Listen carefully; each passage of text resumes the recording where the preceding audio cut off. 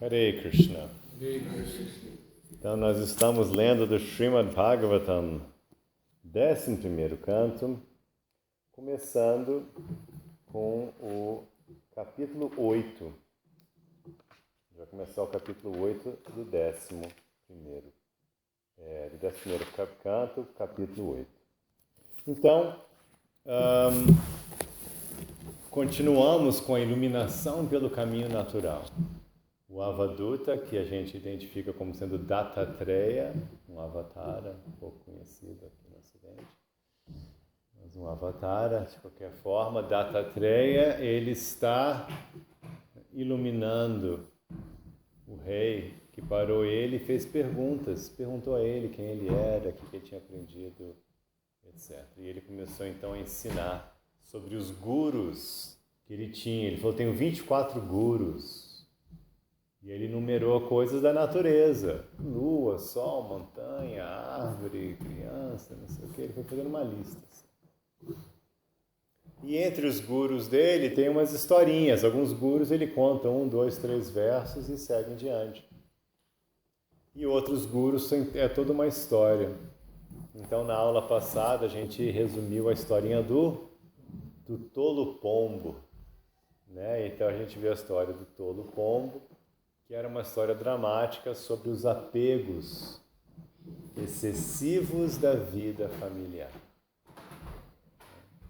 Era um alerta constante que tem nas escrituras contra os apegos excessivos, né? A pessoa, nada contra a família não, mas o excesso de apego, a pessoa se perder nos laços familiares e assim esquecer a sua missão humana. Mas agora a gente vai ter uma outra história clássica, muito legal, que é a história da prostituta Pingala. Então é engraçado que na cultura védica, volta e meia, tem grandes ensinamentos por prostitutas, não tem nenhum preconceito nesse sentido. Tem grandes ensinamentos, que a ideia é essa, você tem um verso que diz, que, né, inclusive o sábio vai falar isso, esse mesmo sábio, como uma abelha consegue extrair mel de qualquer flor, assim também uma pessoa sábia consegue extrair sabedoria de diferentes escrituras e de diferentes, né, a gente pode estender isso, diferentes pessoas e situações na vida. Então, mesmo de uma prostituta, claro, você pode tirar grandes ensinamentos transcendentais. Então, a gente vai ver a historinha da prostituta Pingala. Vamos começar, como a gente sempre faz, fazendo o primeiro verso junto, né? O Bruno não veio para escrever, mas a gente vai cantar. Shri Brahmana Uvacham Shri Brahmana Vacha Sukham Aindriyakam Rajan Sukham Aindriyakam Rajan Sukham Aindriyakam Rajan Swarge Naraka Evacham Swarge Naraka Evacham Cham Swarge Naraka Evacham Dehinam Yad Yatadukam Dehinam Yad Yatadukam Tasmam Nicheta Tad Buddhaham Tasmam Nicheta Tad Buddhaham. Muito bem. Shri Brahmana Vacham Sukham Aindriyakam Rajan Swarge Naraka Evacham Dehinam Yad Yatadukam Tasmam Nicheta Tad Buddhaham. Muito bem, vou ler sozinho agora. Shri Brahmano Vacha Sukham Indriyakam Rajan Swarge Naraka Evacham Dehinam yadyatadukam tasmam nichetatad buddhaham. Shri Brahmano Vacham. O santo Brahmana disse. Sukham, a felicidade. Aindriyakam, gerada pelos sentidos materiais. Rajan, ó rei. Swargem, no céu material. Narakem, no inferno. Eva, deserto. Cha, também. Dehinam, dos seres vivos corporificados. Yat, desde. Yata, assim como. Dukam, a infelicidade. Tasmad, portanto. Na, não. Icheta, deve desejar. Tat, isso. Buddha, aquele que sabe. Tradução, repita comigo. O santo Brahmana disse: ó rei, a entidade viva corporificada automaticamente experimenta infelicidade no céu ou no inferno. Da mesma forma, a felicidade também será experimentada. Mesmo sem ser procurada. Portanto, a pessoa de discriminação inteligente não faz esforço algum para obter semelhante felicidade mundana. Vou repetir sozinho. O santo Brahmana disse: ó rei, a entidade viva corporificada automaticamente experimenta infelicidade no céu ou no inferno. Da mesma forma, a felicidade também será experimentada, mesmo sem ser procurada. Portanto, a pessoa de discriminação inteligente não faz esforço algum para obter semelhante felicidade material. Esse verso é um verso muito bacana, muito importante, que explica um conceito super bacana do yoga. Que a gente não deve perder a nossa energia, a preciosa vida humana, fazendo planos para evitar sofrimento e conseguir prazer material. O ensinamento é que, olha, quer saber? Você vai acontecer. E eles começam falando do sofrimento, porque ninguém aqui planejou o sofrimento. Não é? Ninguém aqui fez planos para sofrer. Ninguém falou assim, eu espero que eu fique gripado. Tosse, garganta bem ruim. Ninguém fez. Alguém fez planos para isso? Não. Espero que eu fique com o joelho todo detonado. Não consegui andar. Você fez planos? Vou torcer para o joelho ficar uma porcaria. Não, ninguém faz isso. Mas acontece. Então começa falando-se do sofrimento. Não é que você não recebeu o sofrimento? Não foi? Você recebeu, não foi? Ninguém planejou, né? Você não recebeu? Veio automaticamente. E fala, quer saber? A felicidade também. Por que você acha que o sofrimento vem automaticamente?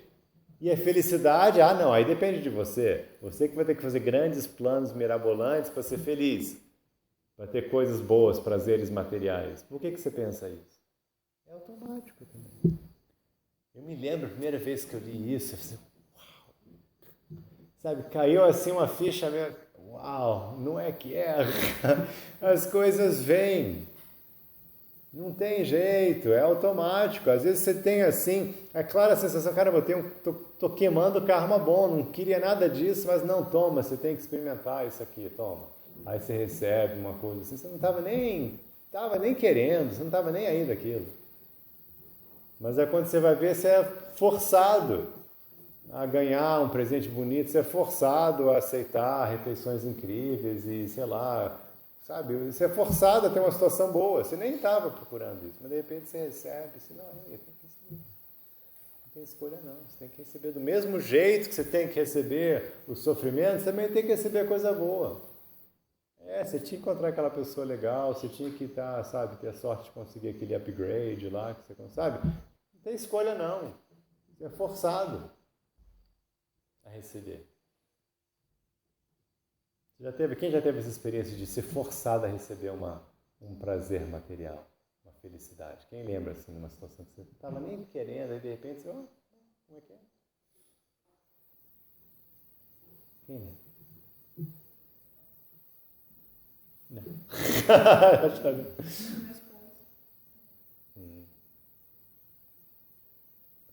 Acontece.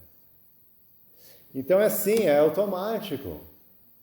E aqui que a pessoa faz então? A pessoa em consciência de Krishna, ela sabendo que, olha, isso aí vai vir, né? Automático. Então, o que não é automático?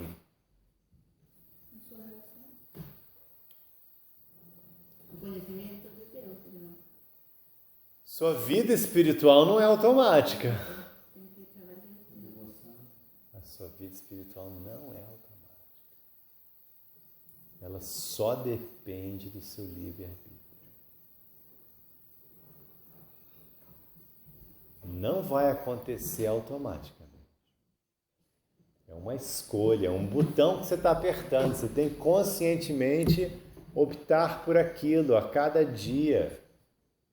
A cada instante você tem que apertar o botão para fazer yoga, para fazer a conexão, para ficar ligado em Krishna. Você tem que ligar.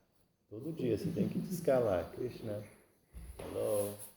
Você tem que discar todo dia, não é automático. Essa é uma opção, e essa opção requer seu planejamento, requer sua inteligência, requer sua paciência, sua inteligência, seu tempo. Essa opção requer a sua atenção.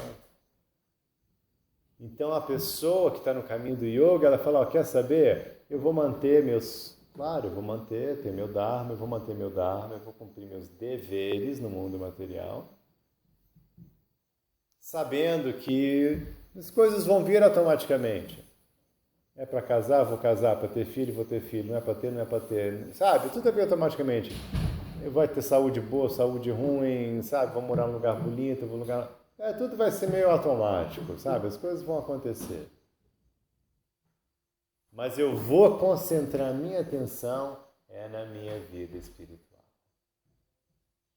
Eu vou concentrar minha atenção em desenvolver bem-aventurança.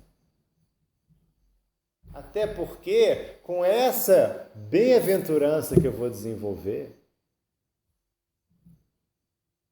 eu vou conseguir lidar muito melhor com qualquer coisa que venha, seja felicidade ou sofrimento. Eu vou conseguir lidar muito melhor, eu vou saber usar os benefícios materiais que a vida me dá e vou saber lidar com os ditos problemas e sofrimentos que eu tenho que encarar também. Muito mais. Então a melhor coisa que você pode fazer é simplesmente dedicar a maior parte da sua energia em fazer essa conexão. Que, de novo, vai incluir o seu dia a dia. Essa conexão vai ser feita no seu dia a dia, cuidando das suas crianças, do seu trabalho. Vai ser feita, isso faz parte, Karma Yoga. Faz parte da sua conexão.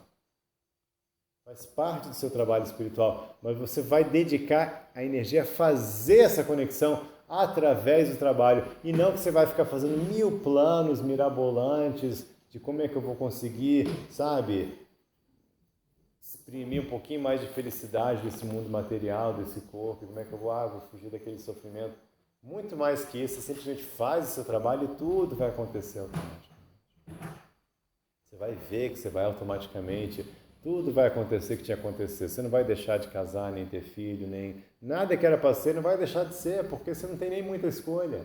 Já está escrito, você já contratou esse plano. Não tem muita escolha nisso. Coisa vai acontecer, você pode, agora eu quero, não vou casar, vou ficar assim. Não vai, se é para ser, vai ser. Não adianta. A gente teve um caso aqui no Brasil muito dramático, de um sannyasi brasileiro. Naquela época ele tomava sannyasa muito jovem, né? Sannyasa, né? O voto de celibato, né? De renúncia vitalício.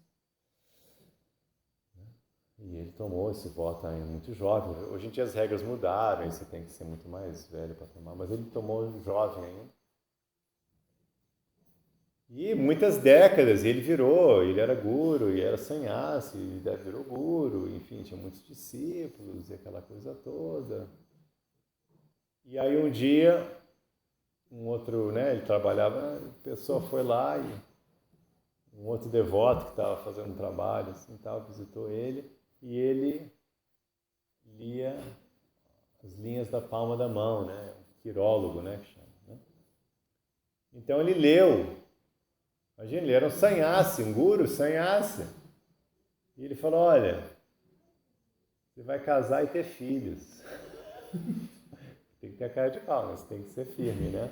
Para falar isso para um sannyasi guru, né? Isso, imagina, você vai casar e ter filhos. Está escrito. Está escrito. Aí passaram-se anos... Não deu outro. Ele teve que largar o voto de sannyasi, casou e teve filhos. Entendeu? Porque é isso, assim, está escrito. Às vezes não tem como, assim, está escrito, é o que é. Às vezes assim, não tem. Então você vai seguindo e você faz o melhor do mau negócio. Assim que a gente fala. Faz do limão uma limonada. Né? Porque é isso mesmo, a vida é, né, complicada, cheia de dores e problemas, né, situações. E você, quer saber, tudo isso aqui pronto, aí ficou legal, aí o prazer ficou bom, aí o sofrimento ficou bom. E a verdade crua é que no sofrimento a gente se conecta muito mais. Essa é a verdade crua, não importa quem você é, né? Acaba que no sofrimento, não é? Você liga o extra lá, né? Você liga o turbo, né? Não é? Eu sei que, poxa, eu estou aqui tentando há 20 anos aqui, eu fico o dia inteiro pensando em Krishna e tal, mas quando o Ben está no hospital, cara, você... Aí você... Não tem margem para outra, né? Quando você está com seu filho no hospital lá, aí pronto, aí você está em samadhi, né? Quando você está com o filho no hospital, você entra em samadhi, você está completamente só com Krishna. Você vai fazer o quê? Você vai ficar onde? Não tem outro lugar para você ficar. Você está completamente com Krishna, né? Você está em profunda e constante oração. Essa é a verdade. No dia a dia, você fica lá, pensa em Krishna, né? Mas também você vê, pode ver o noticiário, né? Você vê lá, vai fazer um exercício, né? Você fica lá. Mas numa situação dessas, de extrema, assim, de situação assim, você... Até o ateu, né? Meu Deus. Né? Até a pessoa que a vida inteira se declarou ateu, quando o avião está caindo, socorro, Deus, meu Deus do céu, socorro, não é? Todo mundo. Você não sabe. Então, é isso. Então você aproveita, o que vier. Se for bom, tá bom. Então também não vou ficar totalmente bobão, vou usar o que é bom para servir Krishna, vou ficar bem, vou ficar em gratidão. Mas quando tem sofrimento, aí também, Krishna, pelo amor de Deus, estou sofrendo aqui, a situação aqui de risco, me ajuda aqui, né? Minha esposa, meu filho aqui está pegando fogo, né? Aí você entra em mais, né? Isso. Porque vai vir automaticamente.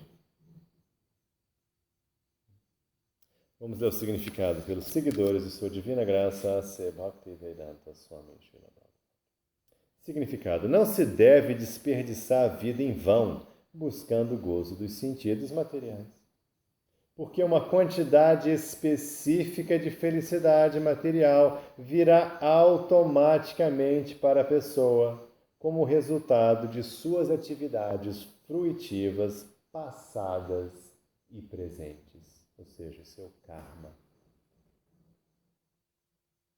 Esta lição é aprendida do Ajaghara, o Piton, que fica deitado e aceita para sua manutenção qualquer coisa que venha por sua própria conta. É digno de nota que tanto no céu material quanto no inferno, a felicidade e a infelicidade vêm automaticamente devido a nossas atividades anteriores, embora as proporções de felicidade e infelicidade de certo variem. Tanto no céu como no inferno, pode-se comer, beber, dormir e ter vida sexual. Mas estas atividades que se baseiam no corpo material são temporárias e inconsequentes. Quem é inteligente deve ver até mesmo a melhor situação material é, na realidade, uma punição por atividades ilegais anteriores executadas fora do âmbito do serviço devocional amoroso a Deus. E tem esse detalhe complicado também. Que um transcendentalista, ele enxerga todo o karma, seja dito bom e claro que o ruim, como um problema. Porque o karma bom, como eu falei, ele também é forçado em você. Você é obrigado a gozar do karma bom também. Não é que você é só obrigado a sofrer, como eu falei, não é só que você é só obrigado a ter um joelho ruim. Não, você também é obrigado a ter felicidade material. Você é obrigado a ir lá e ter aquele dia incrível na cachoeira, você é obrigado a ter aquela experiência positiva, a ter aquele momento de felicidade com a sua família. Você é obrigado a ter isso. É obrigado. Então, o que significa esse ser obrigado? O que significa para a alma? O que mais?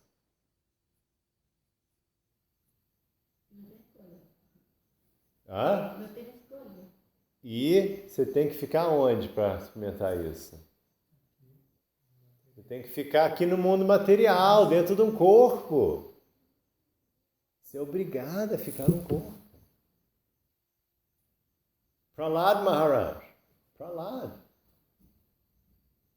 Né? Acontece aquilo tudo com 5 anos de idade, ele é iluminado. Ele é um ser tão iluminado que seus ensinamentos são os mais incríveis, assim, estão entre os mais incríveis ensinamentos de toda a tradição Vaishnava. Ensinamentos mais poderosos. 5 anos de idade é iluminado. E aí ele volta ao lar, volta ao Supremo? Ele tem que ficar milhares de anos em planetas celestiais, com toda a opulência material, porque tinha que queimar, meu filho. Você está com super karma aí, você tem que queimar. Dhruva Maharaj, mesma coisa, também um menino novo, se ilumina, vê Deus face a face. Fala, Deus, eu estava te procurando, querendo. Ele procurou Deus querendo vantagens materiais. Ele queria um reinado incrível, ele foi assim.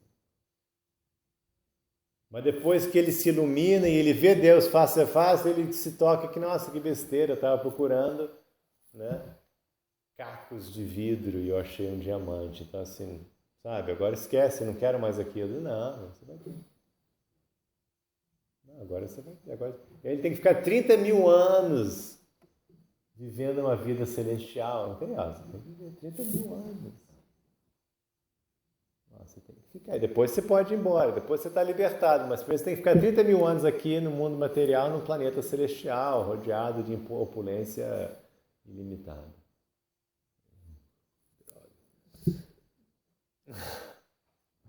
É assim. Tem muitas outras histórias assim.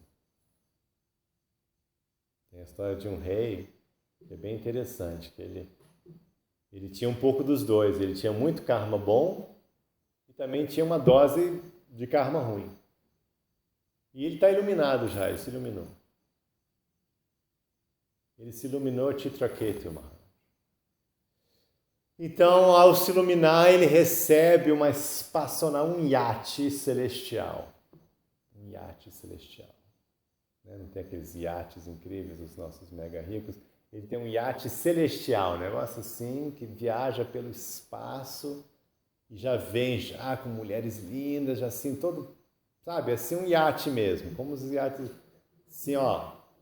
E ele sai pelo espaço num cruzeiro galáctico, com tudo do bom e de melhor. Cruzeiro galáctico 5 estrelas no iate particular dele, sabe, no espaçonave de lazer dele. Aí vai visitando os melhores lugares, né? Imagina aqui no mundo o pessoal acha o máximo, né? Ir lá para Bahamas, imagina ele, né? Sei lá, vamos lá ver aquela estrela estourando, uma supernova estourando, aí vê lá, né? Assim, então ele passa assim, rodando e tal, aí, né? Queimando o karma bom, né? O taxímetro do karma bom tá... Assim, queima logo um monte, né? Só queimar assim uma vidinha mundana, ficar milhões de vidas. Então tá queimando assim... a toda, né, o karma bom dele. E aí, finalmente, está chegando no zero, o karma bom. Nesse momento, ele está passando por cima, assim, ele vê na espaçonave dele, ele vê lá Shiva. Shiva está dando uma aula, está ensinando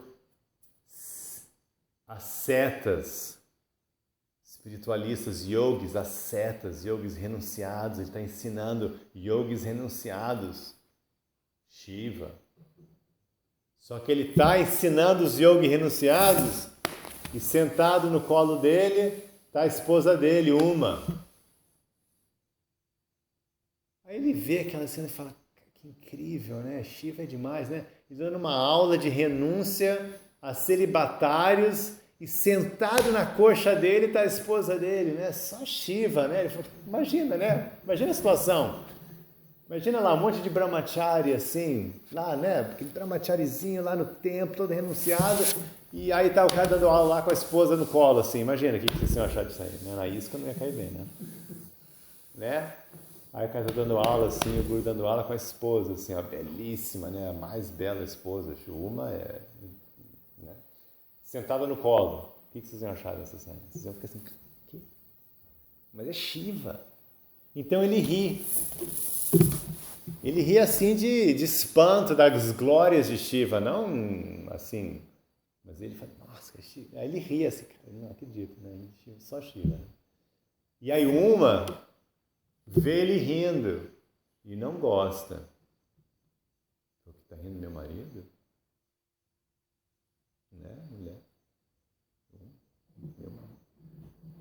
Então ela sempre amaldiçoa você a nascer como um asura. Tudo bem. Então naquele momento ele vai daquele cruzeiro galáctico celestial e ele morre e nasce como um demônio, como um monstro. É o karma ruim que ele tinha que queimar. Ele já tinha queimado o karma bom, agora soltava um pouquinho de karma ruim. Então, aí nasce como um asura. Asura terrível, um monstro assim. Aí ele vai aterrorizando tudo, até que Indra pessoalmente tem que matar ele. E ele é um monstro, ele está lá, um asurazão, um monstro mesmo, demônio, esse sim, realmente um demônio no sentido até cristão da palavra, um demônio, assim, um monstro. E aí ele vai aterrorizando, aí vai, tem uma luta terrível com Indra, Indra finalmente consegue cortar o pescoço dele com raio, porque ele era tão... Não foi fácil não, Indra assim quase que morre. E aí quando ele mata o demônio, ele vê uma alma brilhante saindo... assim, se libertando do mundo material. E ainda fala, que é isso? Como é que eu mato um monstro aqui, um asura, e ele é uma alma libertada? O que está acontecendo? Aí eles contam a história. Não, era Chitraketu que teve essa vida. Era só faltou isso, porque às vezes é assim, você tem forçado. Já era liberado. Chitraketu teve face a face com Deus. Ele teve também face a face com Deus. Aí que ele... mas então vai, cruzeiro celestial, nasce como demônio e depois você pode ir embora. Então, sabendo disso, não se preocupem muito com a vida. Simplesmente se preocupem com a sua conexão. Bom, então por isso que o yogi não gosta nem de karma bom, nem de karma ruim, porque tudo é complicado.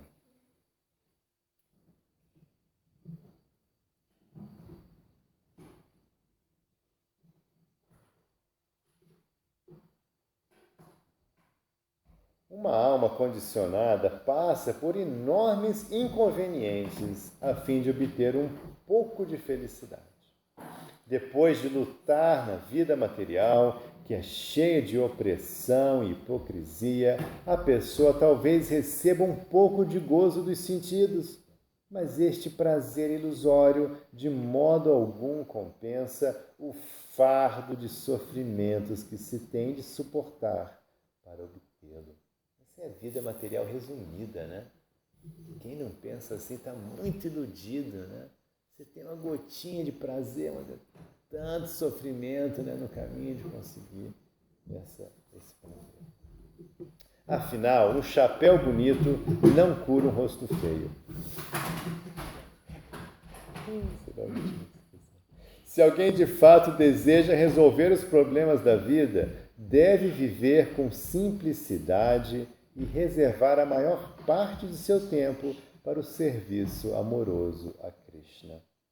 Mesmo aqueles que não servem a Deus recebem dele certo padrão de manutenção.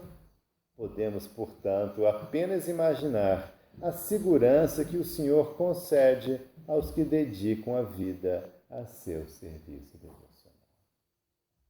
O Prabhupada falava isso muito, né? Sempre lembrando, olha, vocês estão no templo de Radha Krishna. Radharani é a deusa da fortuna. Vocês são servos da deusa da fortuna. Não há escassez. Não há escassez. Faça que virá. Mas aí tem um ditado muito legal, né? Deus vai te dar aquilo que você precisa e não o que você quer. Tem esse detalhe. Deus te dá aquilo que você precisa e não o que você quer. Mas Ele vai te dar. Ele vai manter você. O Prabhupada sempre falava, né? Olha ao seu redor, todos os animais, todo mundo está tendo seu sustento. Desde, né, os elefantes comendo quantidades incríveis de comida por dia, as formigas, todo mundo está recebendo seu sustento de Deus. E você não vai receber? Ele falava assim. Trabalhadores fruitivos, grosseiros, se preocupam tolamente apenas com a vida atual, ao passo que os karmis mais piedosos elaboram imprudentes arranjos para o futuro gozo dos sentidos materiais, sem saber que todo este desfrute é temporário.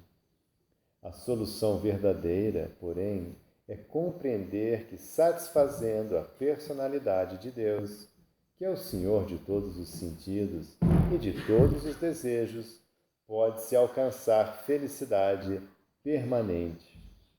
Semelhante conhecimento resolve com facilidade os problemas da vida. Verso 2. Seguindo o exemplo do Piton, deve-se renunciar aos esforços materiais e aceitar para manutenção o alimento que vem espontaneamente, seja este alimento delicioso ou insípido, abundante ou escasso. Então aqui já é uma prática muito avançada. Ele está falando, olha, isso já é uma prática já de renunciante. Olha, não faça esforço nenhum. O Piton, né, ele fica meio parado, esperando passar alguma comida por perto. Aí ele pega, ele não sai por aí, é muito grande, é muito esforço sair por aí andando, então ele fica esperando passar. Aí veio a comida, se não vier, paciência. Mas ele não vai assim ativamente caçar. Então nessa prática aqui, ele está recomendando isso. Olha, simplesmente espere, o que vier, veio. Se não vier nada, tudo bem. Não, mas aí você tem que ter, né?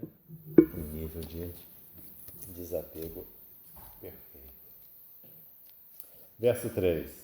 Se em alguma ocasião o alimento não vem, a pessoa santa deve então jejuar por muitos dias sem fazer esforço algum para mudar essa situação. Imagina, quem dá conta, né? Você está lá morrendo de fome e não faz nada.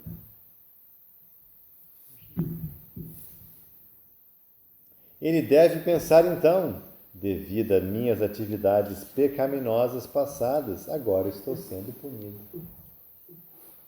Deste modo, Deus misericordiamente está me fazendo humilde. A palavra saíta quer dizer que a pessoa deve permanecer tranquila, paciente e sem agitação mental.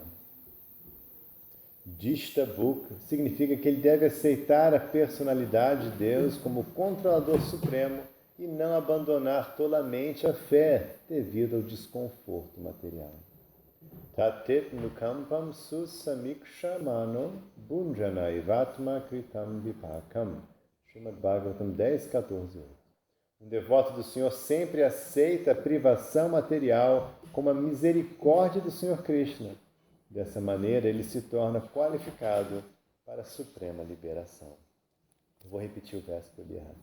Se em alguma ocasião o alimento não vem, a pessoa santa deve, então, jejuar por muitos dias, sem fazer esforço algum para mudar essa situação. Ele deve compreender que tem de jejuar devido ao arranjo de Deus. Logo, seguindo o exemplo do Piton, deve permanecer tranquilo e paciente.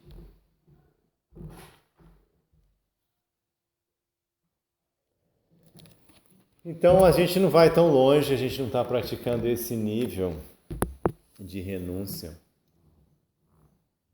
mas certamente que a gente pode aplicar isso na nossa vida moderna, no sentido de a gente não se esforçar demasiadamente para o prazer material e certamente não sacrificar a vida espiritual em nome da vida material.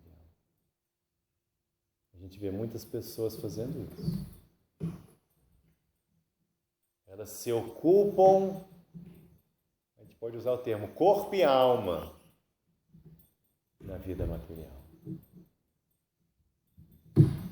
Todo o seu dia, toda a sua energia, a sociedade moderna, horrivelmente, criou essa situação. Que você exige-se de você isso, né? Qualquer empreguinho, você tem que chegar às 8 da manhã, só vai sair às 6 da tarde. E já que a gente está fazendo todo mundo trabalhar no mesmo horário, então vai ser todo mundo na rua ao mesmo tempo, ou seja, você vai ficar 2 horas no trânsito para chegar no trabalho, 2 horas no trânsito para chegar em casa, e quer saber, para você almoçar também, você vai ter que lidar com aquela hora, está todo mundo almoçando ao mesmo tempo também. Então todo mundo vai ter que almoçar ao mesmo tempo, vai ter fila, vai ser uma chatice para você chegar, para você almoçar, para você comer, vai ser uma chatice para chegar no trabalho, né? É horrível, né? Criou essa situação, a gente está chamando isso de vida avançada, né? Civilização avançada. Civilização muito avançada, né? Avançadíssima. Beleza. Civilização avançada em que a gente não tem vida. Onde os seres humanos são torturados. É um tipo de tortura, né? É uma tortura existencial. Alguns de nós fugimos aqui para o paraíso. Mas os que não fugiram estão lidando com isso na cidade grande. E aí que se caiu uma chuvinha, né?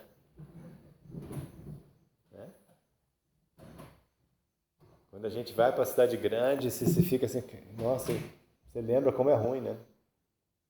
A gente foi outro dia para Brasília assim, pegou chuva e eu fiquei assim impressionado que a viagem assim, que era uma viagem de 10 minutos, 15 minutos, pode levar uma hora e pouco. Você fica, o que é isso? Né?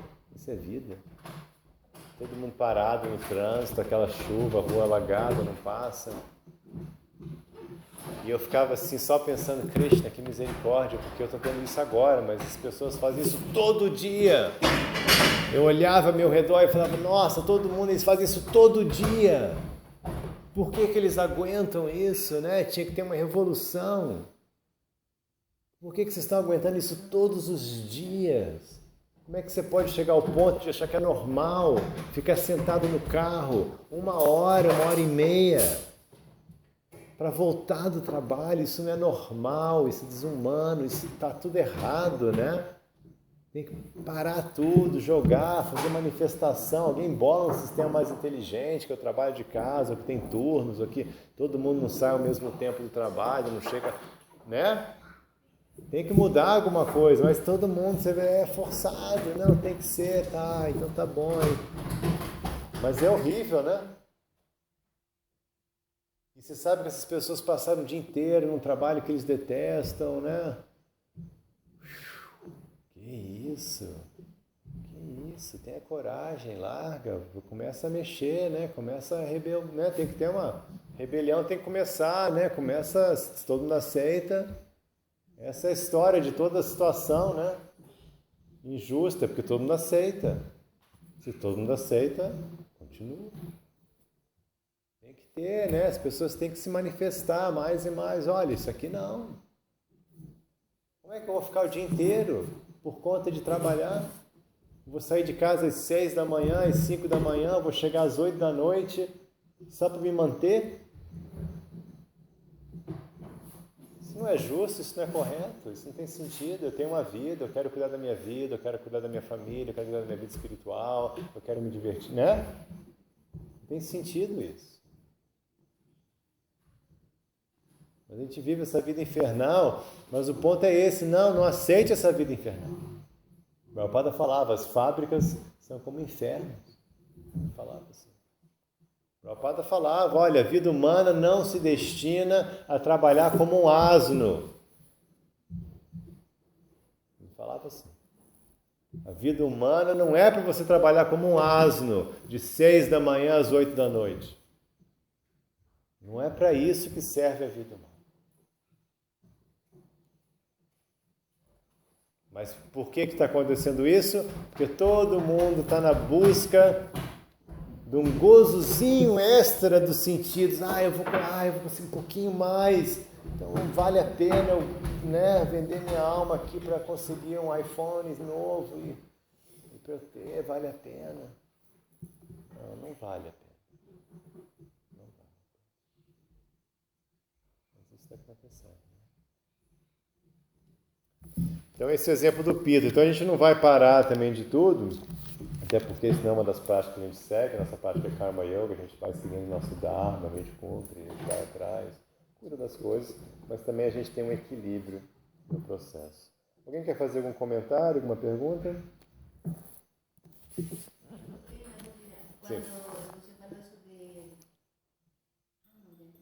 Quando você está no planeta celestiais, igual tem que voltar na Terra para ir para Krishna, certo? Sim. Em alguns casos, isso não é uma regra absoluta, mas sim, em geral, sim, é o lugar para você se iluminar.